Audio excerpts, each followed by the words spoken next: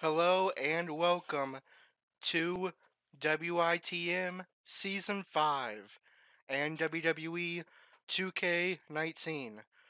We are just hours away from our first in-ring action on Monday Night Raw of WITM Season 5, but before we get to that, I thought I'd just get us all on the same page, show you some of the new things that we are going to be taking advantage of in Universe, most of which is very, very good. It will save me time. It will create a more realistic universe. There is one change I will highlight that I'm not the biggest fan of, and we'll go over all of that here in this introduction video. Now, first of all, let's go through and show you each of the WITM 5. For the most part, everything is as it was before. We have all the characters we need. I still need to do work on NXT later on. It only lets you download 20 community creations every 24 hours, so I need to wait to download the rest of NXT before I can finish that up. But everything is good to go on Raw, SmackDown, and 205 Live, except for I also need to download some of the attires for some of the real life WWE wrestlers are outdated, so I need to download updated attires for them.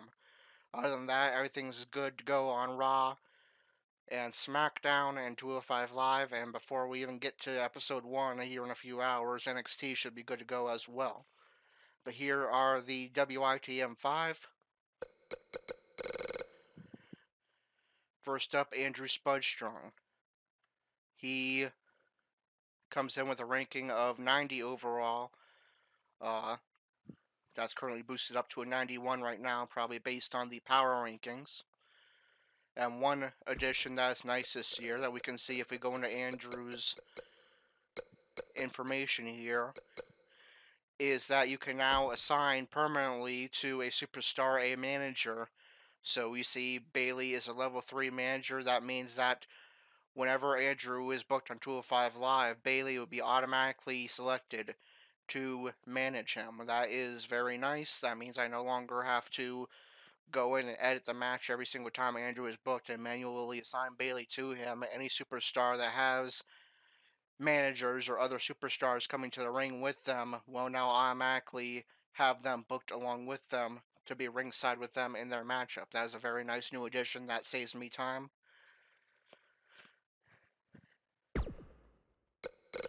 So for the most part, Andrew's character is about the same as WWE 2K18 when it comes to attributes, moveset, look, etc. He does have one new attire, and I don't know if it's going to show it right now or not. Let's see.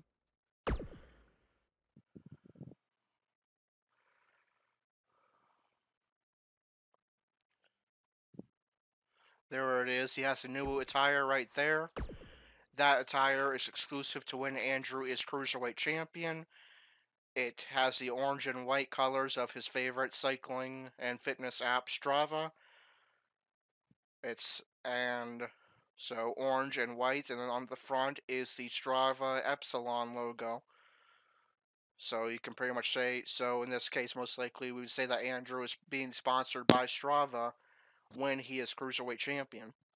So, since Andrew is not currently the Cruiserweight Champion, going into WITM Season 5, he's going to wear his normal black and white plant-based athlete attire for now, but when Andrew is Cruiserweight Champion, he'll be sponsored by Strava and wear that orange and white version of his gear with the Strava logo on the front.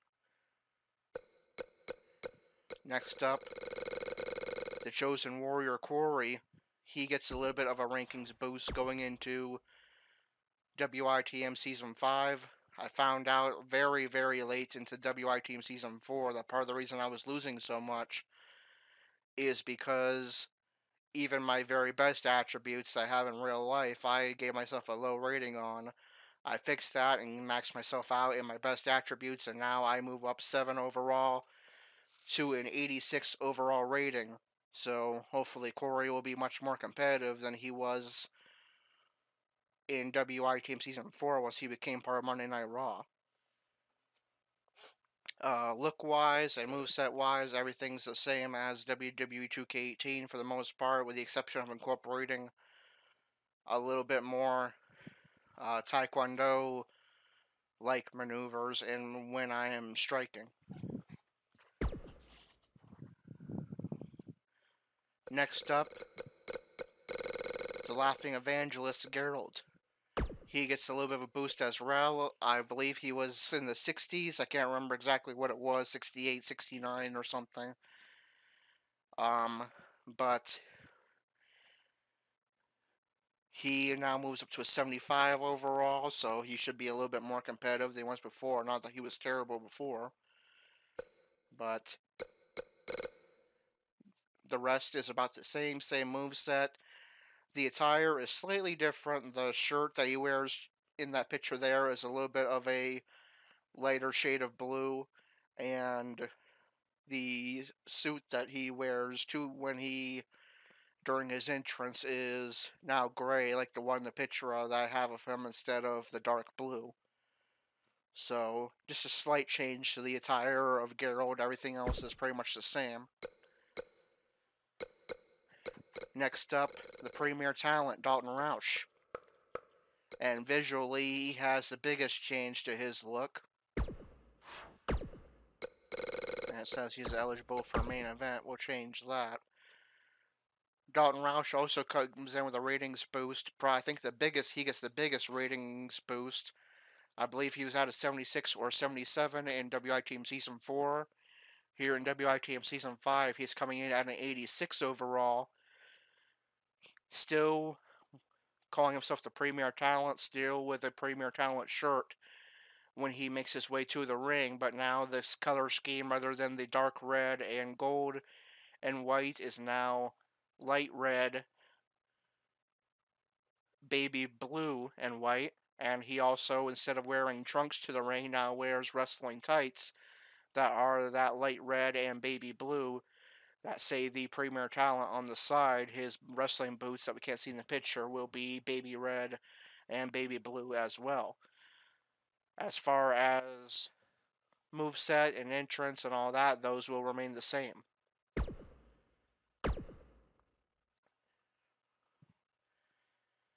And last but certainly not least, WITM's newest member, Ayot Master. He's going to be coming in. His base overall is 89, but he's going to start off WITM Season 5 with an incredible 99 overall after rankings boost. He's coming in as the NXT North American Champion. Appearance-wise and moveset-wise, everything is pretty much the same for Ayot Master. While we're in here, we'll take a look at one new ability that will affect actual matches, and that is called Payback. Each superstar gets a choice from various abilities that they can use to help them turn the tide when they are struggling in a matchup. So, like Ayot Master, he has the ability to play possum and catch his opponent off guard with a pin or attack when he is struggling. And then he also has a level 2 ability. That's his level 1 ability. You get level 1 and level 2 greater ability. And his level 2 ability is Tank Buff. Greatly increases his defense while simultaneously reducing his overall mobility or speed. So each character is going to have a level 1 and level 2 payback ability that they can use when they are struggling in a matchup. I'll have to actually wait until we have some matches to see exactly how that works. But no, those are new abilities we can take advantage of this year. Now let's go into some actual things for Universe. As I've mentioned to you guys before, one nice new change is custom match tables. Here we are looking at the match table for Raw, and we can now specify exactly what kind of matches are to be booked on the card, what percentage chance we want of there being that match on the card, how many, if there's any limit as to how many times that match type can appear on the card, and if that match type will only appear if it is for the main event. So looking at our table for Raw, we have a 50% chance of there being a singles match booked, and that can happen as many times as the game wants to book it. A 30% chance of a tag team match with a limit of 2 tag team matches per card.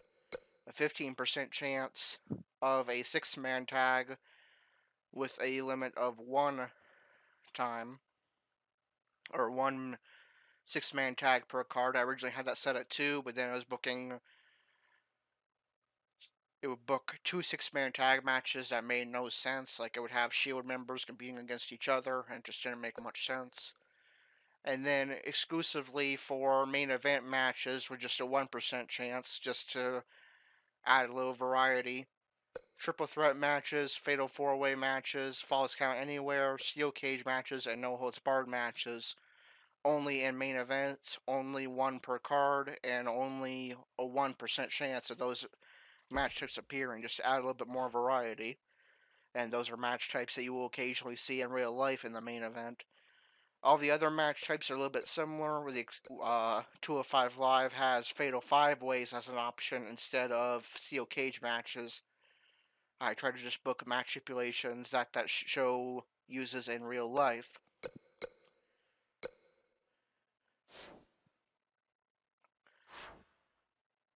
So as far as our actual calendar, of course there's Raw on Monday nights with 7 matches.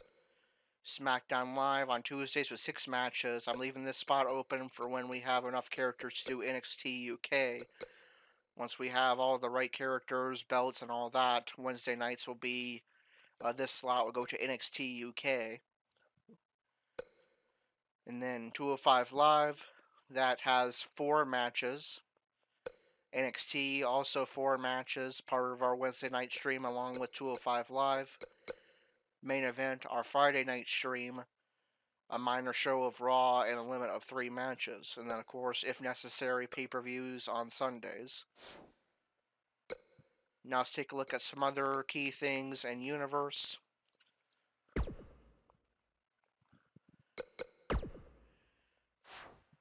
One moment. I guess I was already on the screen. I need to be on. I'm obviously going to have to get used to navigating these menus.